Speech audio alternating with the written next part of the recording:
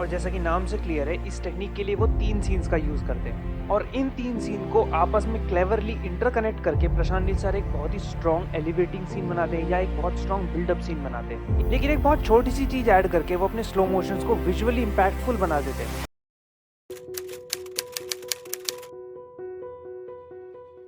देखो, मैं एक छोटे से ब्रेक के बाद आया हूँ। हाँ, मतलब 6 महीने का छोटा सा ब्रेक। पर इस ब्रेक पे जाना जरूरी था क्योंकि मुझे ये ढूंढना था कि मैं कैसे अपनी वीडियोस को अपलोड कर सकूं जिसकी वजह से मेरी वीडियोस ब्लॉक ना हो, क्योंकि इस मामले में YouTube मुझ पे बहुत मेहरबान है ही, और इसी मेहरबानी की वजह से मुझे अपनी वीडियोस को रीअपलोड करना पड़ा था। चुप रहना भाई, बंद करना, तेरा बकवास बंद कर अभी। मैं ये सब इसलिए बता रहा हूँ क्योंकि आज की वीडियो में मैं जो पॉइंट्स बताने वाला हूँ उनमें से कुछ पॉइंट्स में पहले ही इस वीडियो में डिस्कस कर चुका हूँ, और ये भी इस ब्लॉग वाली मेहरबानी की वजह से ब्लॉक हो गई। पर कोई बात नहीं, क्योंकि मैंने इस वीडियो को दोबारा देखते वक्त रियलाइज किया कि इसमें कई पॉइंट्स मैंने बहुत ही बेसिक तरीके से समझाया, और उसी कमी की वजह से मैंने इस वीडियो को रीअपलोड नहीं किया था चेंजेस करके, और अब इस नई वीडियो में मैं इन्हीं पॉइंट्स को डिटेल में समझाऊंगा। तो मैं KMKS आपको लेकर चलता हूँ इस जर्नी पर बिना किसी देर के।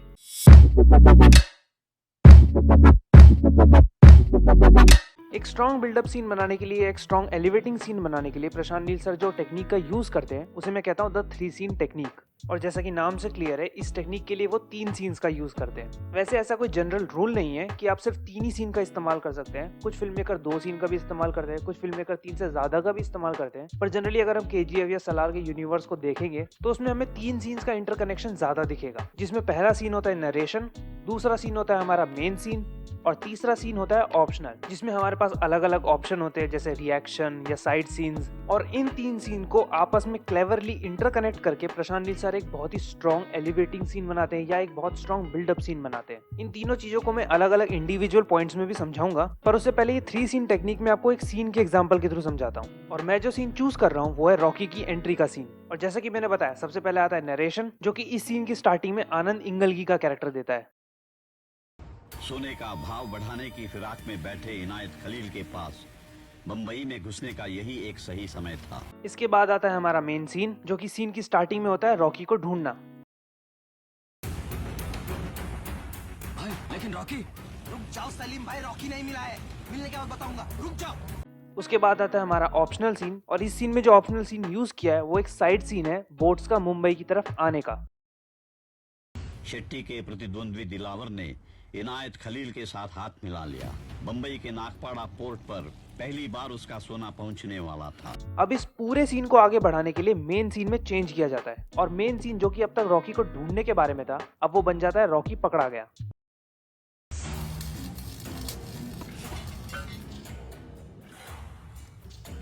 वो मिल गया, चलो।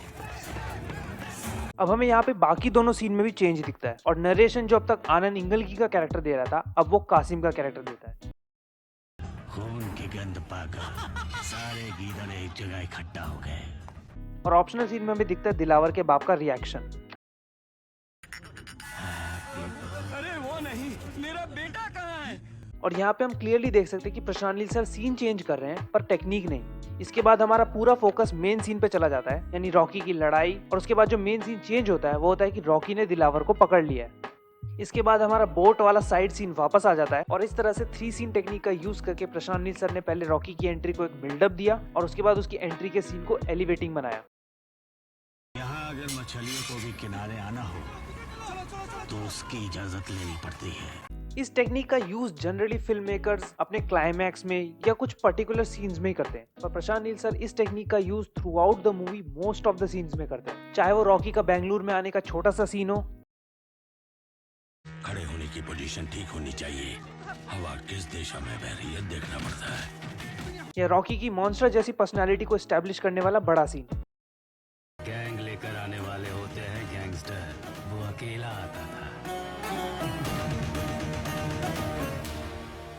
मॉन्स्टर। लेकिन सिर्फ इस टेक्निक को जानना ही एक एलिवेटिंग या स्ट्रॉन्ग बिल्डअप सीन को बनाने की गारंटी नहीं होता, इसीलिए अब इस टेक्निक के इंडिविजुअल पॉइंट्स को मैं आपको डिटेल में समझाता हूँ, जिसकी वजह से आप इस टेक्निक को और डिटेल में समझोगे।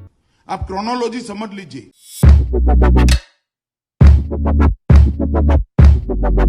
अलग अलग मूवीज में नरेशन के लिए अलग अलग रीजंस होते हैं। जैसे अवतार मूवी में जेक सली जो अपनी वीडियो रिकॉर्डिंग करता है, हम उन वीडियो रिकॉर्डिंग को एज ए नरेशन देखते हैं। सुपर 30 में फुगा कुमार जब आनंद सर की कहानी सुनाता है, हम उसे एज ए नरेशन देखते हैं। और कभी कभी नरेशन बिल्कुल रैंडमली होता है, जैसे मनी हाइस्ट में टोक्यो का नरेशन। और केजीएफ में मेन नरेशन इसलिए होता है क्योंकि एक शख्स एक ऐसी कहानी सुना रहा होता है जो आज तक किसी ने नहीं सुनी। पर भले ही रीजन हो या ना हो, एक सही नरेशन दो चीजों पे डिपेंड करता है, जिसमें से सबसे पहला है उसके डायलॉग। आई मीन ये तो ऑब्वियस है कि अगर नरेशन का डायलॉग ही अच्छे नहीं है तो वो नरेशन भी अच्छा नहीं है। और एक अच्छे डायलॉग लिखने की कोई ट्रिक नहीं होती है। कई बार एक्सपीरियंस डायलॉग राइटर भी डायलॉग्स लिखने में गड़बड़ी कर देते हैं, जैसा कि हमने ब्रह्मास्त्र में देखा था। लेकिन हाँ, एक चीज है जिस पे डायलॉग का अच्छा या बुरा होना डिपेंड करता है, और वो मैं आपको समझा भी सकता हूँ। वो है डायलॉग बोल कौन रहा है, या अभी हमारी इस 3 सीन टेक्निक में बात करूँ तो नरेशन कौन दे रहा है। और प्रशांत नील सर कभी भी नरेशन के लिए किसी एक कैरेक्टर पे डिपेंडेंट नहीं रहते हैं। और यही सेम चीज हमने देखी थी रॉकी की एंट्री वाले सीन में, जहाँ पर स्टार्टिंग में नरेशन आनंद इंगल की देता है और बाद में कासिम का कैरेक्टर। और यही सेम जो नरेशन का शिफ्ट है हमें थ्रू आउट द मूवी दिखता रहता है।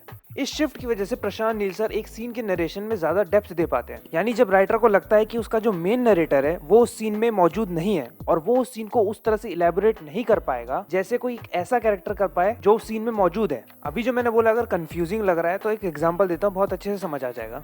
जब चैप्टर 1 में हमें नराची से इंट्रोड्यूस किया जाता है, तब हमारा मेन नरेटर आनंद इंगल की ही नरेशन दे रहा होता है। सूर्यवर्धन ने इस जगह को नराची नाम दिया था। नराची मतलब सोनार का कांटा, क्योंकि वो नराची की वर्किंग, सूर्यवर्धन का पास्ट उस सीन में अच्छे से नरेट कर पाएगा। सूर्यवर्धन ने अपने साम्राज्य को बचाए रखने के लिए 3 सुरक्षा कवच बनाए रखे थे। लेकिन जब बात आती है नराची के अंदर का काम और वहाँ के लोगों का एक्सपीरियंस समझाने की, तब नरेटर चेंज हो जाता है। पूरे दिन में 12 घंटे की शिफ्ट करनी होगी। सर उठाकर गार्ड्स को कोई नहीं देखेगा। अब देखिए, ये तो समझ आ गया कि सीन में नरेशन को डेप्थ देने के लिए अलग अलग नरेटर का यूज करते हैं। लेकिन ये शिफ्ट अपने साथ साथ एक कॉम्प्लिकेशन भी लाता है, जो होता है नरेशन स्टाइल, या सिंपली बोलूं तो डायलॉग। देखिए, एक कॉमन बात है कि हर एक शख्स का हर चीज को एक्सप्लेन करने का तरीका अलग होता है। कई चीजों को समझने का तरीका अलग होता है, कई चीजों को एक्सप्रेस करने का तरीका अलग होता है। यहाँ पर मैं ये कहना चाह रहा हूँ कि एक कैरेक्टर का नरेशन या उसके जो डायलॉग्स हैं वो उसकी पर्सनैलिटी के हिसाब से होने चाहिए। जैसे चैप्टर 1 में एक सीन है जिसमें वानरम गरुड़ा को रॉकी के बारे में वार्न करता है। वो एक सिंपल सा डायलॉग है जिसको प्रशांत नील सर ने एज नरेशन यूज किया है। परसों जो मैच आया है उसमें से कोई एक शायद आपको मारना चाहता है। या फिर जब केशव अपनी कहानी सुनाता है, उसका नरेशन स्टाइल काफी अलग होता है। दीनहीन के भरोसे को जिंदा करने गर्भ में लेकर आई एक महान माता। लेकिन ये जो नरेटिंग स्टाइल का शिफ्ट है केजीएफ चैप्टर 1 में तो बहुत अच्छे से एग्जीक्यूट हुआ है, जहाँ पर अलग अलग कैरेक्टर के नरेशन का अलग अलग स्टाइल है। पर बात करूँ चैप्टर 2 की तो Brother, what's that? What's that, brother? ऐसा कहने का मेरा रीजन है इस मूवी के कंपैरेटिव डायलॉग्स। कंपैरेटिव डायलॉग वो होते हैं जिसमें हम किसी एक चीज को किसी दूसरी चीज से कंपेयर करते हैं। जैसे कि रॉकी के इंट्रोडक्शन के टाइम पे कासिम दिलावर और उसके आदमियों को गीदड़ों से कंपेयर करता है और रॉकी को शेर से। और इसी तरह से कई बार इस तरह के कंपैरेटिव डायलॉग चैप्टर 1 में भी यूज किए गए हैं, लेकिन कैरेक्टर की नरेशन स्टाइल के हिसाब से। लेकिन बात करूं चैप्टर 2 की तो हर कैरेक्टर ने कंपैरेटिव डायलॉग का यूज भर भर के किया है और जो मिला उससे कंपेयर किया है। कुछ एग्जाम्पल देखो। बोलते हैं जितनी चादर उतने ही पैर फैलाओ, पैर क्यों कम फैलाने का, साला चादर ही बड़ी कर ले। लेकिन इस खेल में सिर्फ सीढ़ी नहीं, सांप भी है, और उसमें एक ऐसा सांप जो अगर कभी डसेगा तो तुम सीधे नीचे गिर जाओगे। जैसे 2 पत्थर रगड़ने से पूरे जंगल में आग लग जाती है। न्यूटन की ग्रेविटी में एप्पल्स नीचे गिरते हैं, रॉकी की ग्रेविटी में पीपल्स ऊपर जाते हैं। मछली को हमेशा लगता है वो केंचुए का शिकार कर रही है। उसे काटने पर पता चलता है कि वो एक बंसी है। घड़ी में 1 घंटा तब होता है जब बड़ा कांटा 60 कदम रखता है, पर छोटे कांटे का 1 कदम काफी है। मतलब चद्दर, घड़ी, सांप, सीढ़ी, जो मिला सब से कंपेयर कर दिया। और ये उन कई रीजंस में से एक रीजन है जिसकी वजह से मुझे केजीएफ चैप्टर 2 पसंद नहीं आई, और इसी वजह से मैं सलार के लिए भी बिल्कुल एक्साइटेड नहीं था। और फिर जब मैंने सलार देखी तो मुझे दिखा ये। इसकी नथुनी को दोबारा हाथ लगाया तो मेरे हाथ में बिजली की तार नहीं, पूरा खंबा होगा।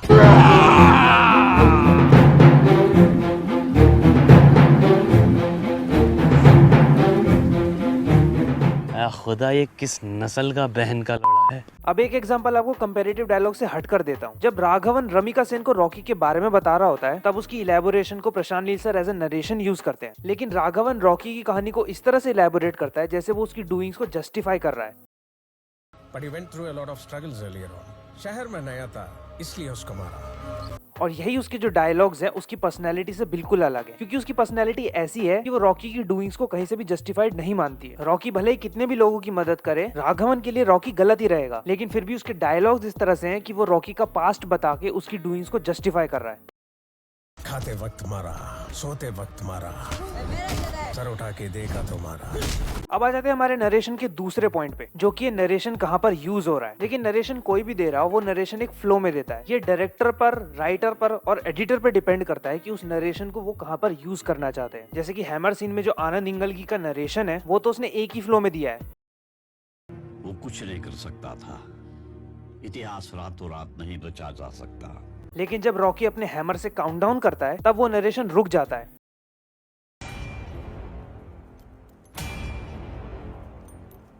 और काउंटडाउन खत्म होने के बाद वो नरेशन वापस आता है। बस एक छोटी सी चिंगारी चाहिए।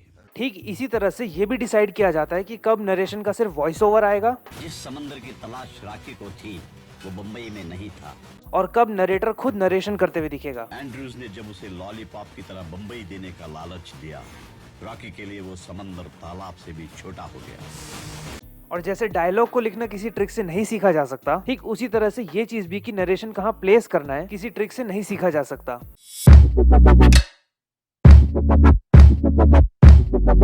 नरेशन की तरह ही मेन सीन भी दो चीजों पे डिपेंड करता है। पहला उसे कैसे शूट किया गया है और दूसरा वो स्टोरी पे क्या इफेक्ट डाल रहा है। मेन सीन का स्टोरी पे क्या इफेक्ट है इस पॉइंट को मैं आपको लास्ट में समझाऊंगा ताकि आप इसे अच्छे से समझ सके। अभी बात करते हैं कैसे प्रशांत नील सर अपने मेन सीन को शूट करते हैं। देखिए अलग अलग डायरेक्टर्स की अलग अलग अप्रोच होती है अपने सीन को शूट करने की, और प्रशांत नील सर जो सबसे पहली अप्रोच रखते हैं वो है स्लो मोशन। लेकिन एक बहुत छोटी सी चीज ऐड करके वो अपने स्लो मोशन को विजुअली इंपैक्टफुल बना देते हैं, और वो छोटी सी चीज है टेक्सचर। देखिए अगर आप कभी भी यूट्यूब पे भी स्लो मोशन वीडियोस देखते हो तो आप किस तरह की वीडियोस देखते हो? How do I walk in slow motion, how do I run in slow motion, या फिर water balloon in slow motion, falling in slow motion, glass break in slow motion, इस तरह की वीडियोस। जवाब बहुत सिंपल है, आप सेकंड टाइप की वीडियोस देखते हैं, क्योंकि हमें इस तरह का टेक्सचर देखने में मजा आता है, और प्रशांत नील सर इस चीज को बहुत अच्छे से समझते हैं।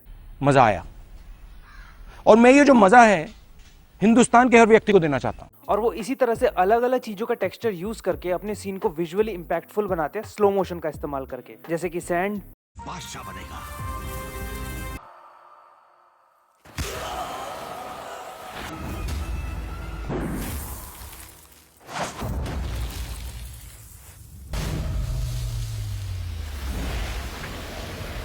फायर,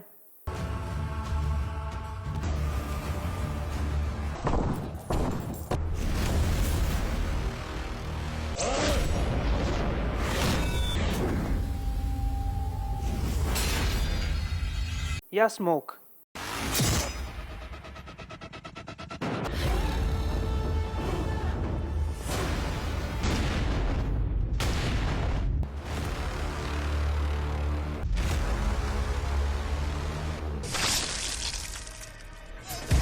एक और अप्रोच जो प्रशांत नील सर अपने मेन सीन में बार बार यूज करते हैं वो है कैरेक्टर का फेस हाइड करना। मतलब कि वो अपने कैरेक्टर का फेस तब तक छुपा के रखते हैं ऑडियंस से जब तक वो कैरेक्टर पूरी तरह से स्टोरी में प्रेजेंट नहीं होता, चाहे वो कोई प्रोटैगनिस्ट हो जैसे कि सलार, वरदराज मन्नार या फिर रॉकी, या वो कोई एंटैगनिस्ट हो जैसे कि अधीरा या रमिका सेन। इससे उनके कैरेक्टर को विद इन द स्टोरी थोड़ी हाइप मिल जाती है। प्लस इन सभी चीजों को सपोर्ट करने के लिए प्रशांत नील सर जो अपनी सिनेमेटोग्राफी या कलर टोन होता है उसको थोड़ा डार्क रखते हैं।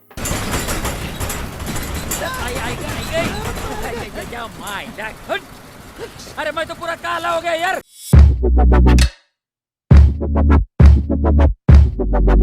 एक साइड सीन या रिएक्शन मेन कोर्स के साथ सर्व होने वाले स्वीट डिश की तरह काम करता है। मतलब कि आपका स्टार्टर और मेन कोर्स तो कमाल का है ही, लेकिन अगर उसके साथ स्वीट डिश भी कमाल की हो गई तो यानी कि जो हमारा ऑप्शनल सीन है उसका काम है हमारी मेन स्टोरी और नरेशन के इम्पैक्ट को बढ़ा देना। जैसे जब राघवन रमिका सेन को रॉकी के बारे में बता रहा होता है तो वो एक चीज वहाँ पे क्लियर करता है कि रमिका सेन की भेजी हुई फोर्सेस कुछ नहीं कर पाएंगे, क्योंकि आसपास के गांव के लोगों के लिए रॉकी भगवान की तरह है। और राघवन की इस नरेशन के साथ साथ एक साइड सीन आता है जो कि यही चीज शो कर रहा होता है। आसपास के इलाके में 15 लाख लोगों के लिए वो खुदा है। और इसी साइड सीन की वजह से राघवन की कही हुई बात ज्यादा इम्पैक्टफुल लगती है। या फिर जब हमें KGF और खान सार के बारे में पहली बार बताया जा रहा होता है तब हम इन जगहों के हल्के हल्के ग्लिम्स देखते हैं। उन लोगों के बीच वो सील किसकी है जानते हो ना? अगर हम कुछ पॉइंट्स को अकाउंट में ना ले, जैसे कि साइड सीन की सिनेमेटोग्राफी कैसी है या उसे शूट कैसे किया गया है, तो एक अच्छा साइड सीन वो होता है जो कि स्टोरी में अपना थोड़ा इनपुट डाले और नरेशन के साथ साथ मेन स्टोरी से भी रिलेटेड हो। पर जनरली KGF और सलार में हमें साइड सीन कम देखने को मिले हैं और रिएक्शन ज्यादा देखने को मिले हैं। फिर चाहे वो किसी एक कैरेक्टर का रिएक्शन हो हमारे मेन कैरेक्टर की पावर को देखकर, या कैरेक्टर्स का रिएक्शन हो हमारे नरेटर की कहानी सुनकर,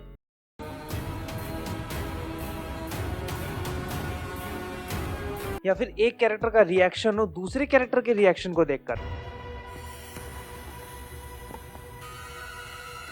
तुम्हें कई जगह पे रिएक्शन देखने को मिलेंगे क्योंकि रिएक्शन ऑडियंस के अंदर इमोशन जल्दी बिल्ड करता है। हम इस बात से खुश तो हो जाते हैं कि हमारा हीरो विलन से डर नहीं रहा,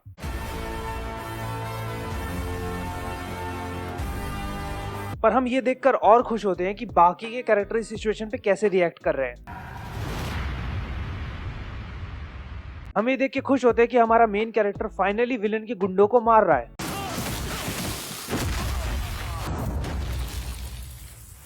लेकिन हम ये देखकर और खुश होते हैं कि बाकी कैरेक्टर का इस सिचुएशन पे क्या रिएक्शन है।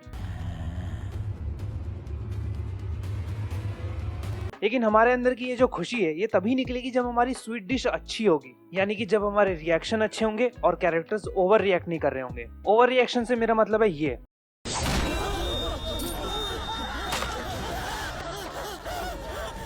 मैं जानता हूँ अब कुछ लोग बोलेंगे अरे भाई वो अधीरा से बहुत डरते थे इसीलिए। तो पहली बात तो ये अधीरा नहीं है, उसकी तलवार है। दूसरी बात, रॉकी अभी इनके सामने खड़ा है और ये वही लोग हैं जो रॉकी को ऊपर खड़ा देखकर गार्ड्स के सर कुचल के आगे बढ़ते हैं। और ये वाला वन ऑफ माय फेवरेट, सबको अधीरा ने मार दिया। ऐसा लग रहा था बिल्कुल वेट ही कर रही है कोई बोले 3, 2, 1 और ये। और ऐसा नहीं है कि आपको कुछ बोलना पड़े, कैरेक्टर्स ए बोलने पे भी डर जाते हैं। और यही सेम चीज सलार में भी थी। सील देख के शौक लगता है, ठीक है मैंने मान लिया, पर इस तरह से पीछे हटना और सबका सेम रिएक्शन, जिस तरह से डायलॉग कैरेक्टर की पर्सनैलिटी पे डिपेंड करता है ठीक उसी तरह से उसके रिएक्शन भी उसकी पर्सनैलिटी पे डिपेंड करते हैं। हर कैरेक्टर सेम तरह का रिएक्शन नहीं देता और ऐसे बहुत सारे रिएक्शन है चैप्टर 2 में और सलार में जो कि इम्पैक्ट को इंक्रीज करने की बजाय उसे डिक्रीज कर देते हैं। अगर मैं इस रिएक्शन की बात करूं तो मैं यहाँ पे सिंपली ये कहना चाह रहा हूँ, एक खबर को सुन के हर एक का रिएक्शन सेम कैसे हो सकता है, वो भी सेम टाइम पे। जैसे हम एक्सपेक्ट करते हैं कि कोई बेहोश हो जाएगा, कोई कुछ रिएक्ट ही नहीं करेगा, लिटरली वो बिल्कुल सुन्न पड़ जाएगा। और यहाँ पे ये भी एक्सपेक्ट किया जा सकता है कि कुछ लोग दूसरे कैरेक्टर को दिलासा देंगे, पर उसकी जगह में क्या मिलता है। और जैसे एक अच्छा रिएक्शन ऑडियंस के अंदर इमोशन जल्दी बिल्ड करता है, एक बुरा रिएक्शन उसके इमोशन को उतनी जल्दी खत्म कर देता है। अब वक्त है इस वीडियो के आखिरी पॉइंट का, और वो जो मेन स्टोरी का पॉइंट मैंने छोड़ दिया था उसे समझने का।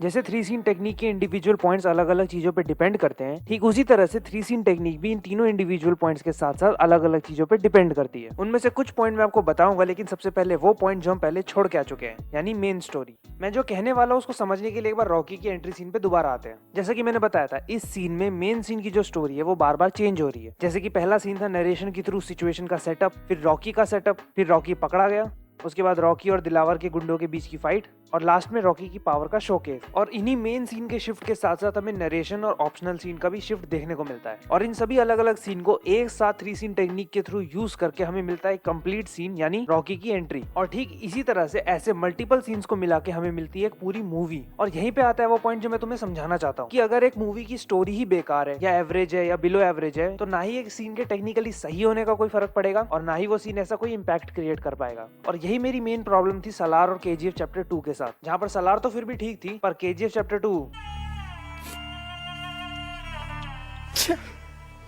और अपनी इस वीडियो में मैंने यही सब चीजें बताई थी। फिर चाहे वो इस मूवी के वीक डायलॉग हो, जिनमें से कुछ के बारे में मैं नरेशन वाले पॉइंट में भी डिस्कस कर चुका हूँ, या फिर इस मूवी के वीक विलन्स जिनके बारे में इतनी हाइप बनाई गई थी, जैसे कि अधीरा, जिसकी स्ट्रॉन्ग पर्सनैलिटी कभी शो ही नहीं हुई, क्योंकि वो जब रॉकी को हरा पाया है वो इसीलिए हरा पाया क्योंकि उसने पीठ पीछे हमला किया, और जैसी सामने से फाइट होती है लिटरली ये मेरे लिए अधीरा की हाइप थी और ये अधीरा एक्चुअल कैरेक्टर निकला। और इसके बाद हमारी ruthless prime minister Ramika Sen, जो कि पूरी मूवी में रॉकी के प्लान्स पे, उसकी इरादों पे 0% का इफेक्ट डाल पाई है अगर हम क्लाइमैक्स को हटा दे तो। और इसको रूथलेस क्यों कहा गया मेरे को तो ये भी समझ नहीं आया। She was ruthless. She was unforgiving. Madam it's Rocky. मैं कह रहे यार कतई शर्म नहीं आ रही, अभी गाली खाई है। She was a dictator. इससे ज्यादा डिक्टेटर तो हमारे सॉरी। और हाँ ठीक है, छोड़ो पीछे का छोड़ो, वापस आगे बढ़ते हैं। इन दोनों से ऊपर इनायत खलील, जो कि पूरी मूवी में बस रॉकी की कामयाबी पे रिएक्शन दे रहा था। उसमें आउट हूँ। सॉरी, मैं आउट हूँ। और अगर बात करूं सालार की, तो पूरी की पूरी मूवी में बस बिल्डअप ही है, यानी कि जो सीन यूज हुआ है उनमें भी बिल्डअप ही है और जो सीन से कंबाइन होकर मूवी बनी है वो भी बिल्डअप ही है। और इन दोनों ही मूवी से अलग है KGF चैप्टर 1, जहां पर हमें स्ट्रॉन्ग बिल्डअप तो देखने को मिलते ही है, पर साथ ही साथ एक इंडिविजुअल मूवी के तौर पर एक स्ट्रॉन्ग स्टोरी भी देखने को मिलती है। अब बात करते हैं दूसरी अप्रोच के बारे में, जिसके ऊपर 3 सीन टेक्निक डिपेंड करती है, जो की है एडिटिंग और सीन प्लेसमेंट। इसके बारे में मैंने आपको थोड़ा सा हिंट नरेशन वाले पॉइंट में दिया था और ये भी बताया था कि कौन सा सीन कहाँ पे प्लेस करना है ये किसी टेक्निक से नहीं सीखा जा सकता, जो कि सही भी है। पर एडिटिंग का एक अप्रोच है जो मैं आपको समझा सकता हूँ। KGF चैप्टर 2 का ये सीन जहाँ पे अधीरा रॉकी को हरा देता है, और याद रखना पीठ पीछे से। इसके बाद हम अलग अलग सीन के इंटरकनेक्शन से रॉकी का डाउनफॉल देखते हैं, पर इस इंटरकनेक्शन में भी हमें एक तरह की स्टोरी देखने को मिलती है। इस सीन की शुरुआत होती है अधीरा के ये कहने से कि KGF के लोगों को रॉकी का खून देखना होगा, उनको ऐसा देखना होगा तुझे। और फिर वो सीन दिखाया जाता है जहाँ पे लोग रॉकी को उठा रहे होते हैं और इस सिचुएशन पर रिएक्ट कर रहे होते हैं। और फिर अधीरा को पावर में दिखाया जाता है और सिर्फ वो सीन दिखते हैं जिसमें उसकी पावर दिखती है। और फिर इन दोनों सिचुएशन का इफेक्ट क्या हो रहा है वो दिखाया जाता है, यानी शेट्टी का रॉकी के लोगों को मारना और गुरु पांड्यन के खिलाफ नो कॉन्फिडेंस मोशन का पास होना।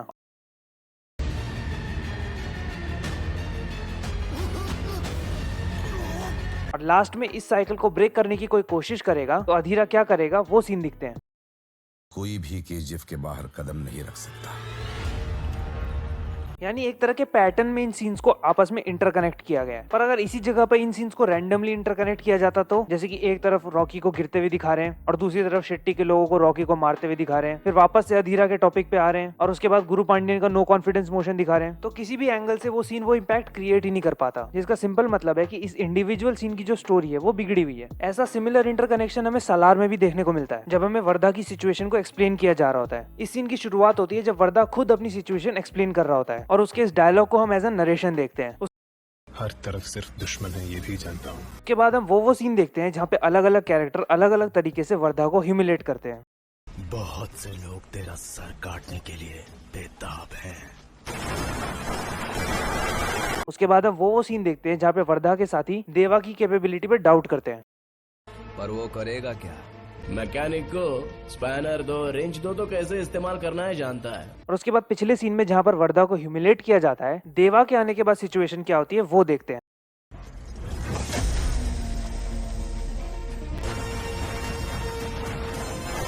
और उसके बाद वो सीन देखते हैं जब वर्धा देवा को रोक रहा होता है।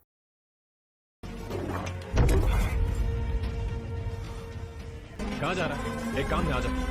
लेकिन वो आजा।